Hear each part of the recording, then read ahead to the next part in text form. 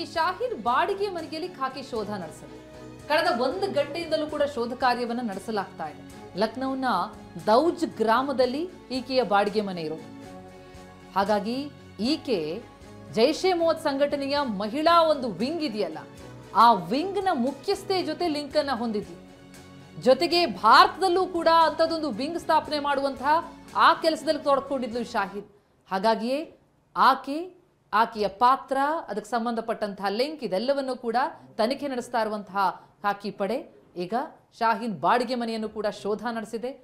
ಆಕೆಗೆ ಸಂಬಂಧಪಟ್ಟಂತಹ ಜಾಗಗಳಲ್ಲಿ ಶೋಧ ಕಾರ್ಯ ನಡೆಸಿದಾಗ ಹಲವು ಕಡೆಗಳಲ್ಲಿ ಈ ಶಸ್ತ್ರಾಸ್ತ್ರಗಳು ಕೂಡ ಪತ್ತೆಯಾಗಿದೆ. ಆಕೆ ಕಾರ್ನಲ್ಲಿ AK-47 ಸೇರಿದಂತೆ ಶಸ್ತ್ರಾಸ್ತ್ರಗಳನ್ನ ಸಾಗಣೆ ಮಾಡ್ತಾ ಇದ್ಲು ಅನ್ನೋದ್ರ ಬಗ್ಗೆ ಕೂಡ ಗುಮಾನಿ ಇದೆ. ಈಕೆ ಒಬ್ಬ ವೈದ್ಯೆ, ವೃತ್ತಿಯಲ್ಲಿ ವೈದ್ಯೆ, ಆದರೆ ಪ್ರವೃತ್ತಿ ಈಕೆ ಇದು ಉಗ್ರ ಕೃತ್ಯ. ಜೊತೆಗೆ ಬಹಳ ದೊಡ್ಡ ದೊಡ್ಡ ಪ್ಲಾನ್ ಅನ್ನು ಇಟ್ಕೊಂಡಿದ್ಲು. ಲಕ್ನೌನ ದೌಜ್ ಗ್ರಾಮದಲ್ಲಿ ಈಕೆಯ ಬಾಡಿಗೆ ಮನೆ ಇದೆ. ಅಲ್ಲಿ ಕಳೆದ 1 ತಾಸಿನಿಂದ ಖಾಕಿ ಪಡೆ ಶೋಧವನ್ನು ನಡೆಸ್ತಾ ಇದೆ. ಸುತ್ತಮುತ್ತಲಿನವರ ವಿಚಾರಣೆ ಮಾಡಲಾಗ್ತಾ ಇದೆ.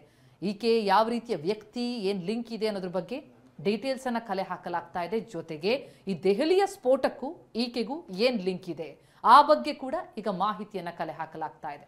12 ಜನರನ್ನ ದುರ್ಮರಣಕ್ಕೀಡಾಯಿಸಿತು ಈ ಕಾರ್ ಸ್ಫೋಟ.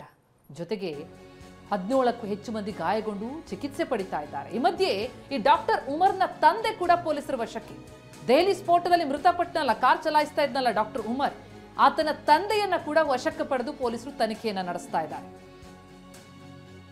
ಕುಟುಂಬಸ್ಥರಿಗೂ ಕೂಡ ಖಾಕಿ ಬಿಸಿ ತಟ್ಟಿದೆ.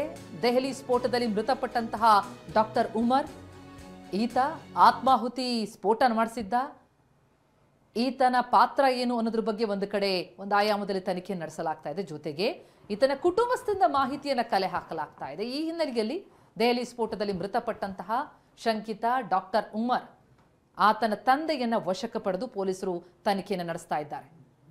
ಈತ ಸಾಕ್ತಾ ಇದ್ದಂತಹ ಕಾರೇ I-20 ಸ್ಫೋಟಗೊಂಡಿದ್ದು.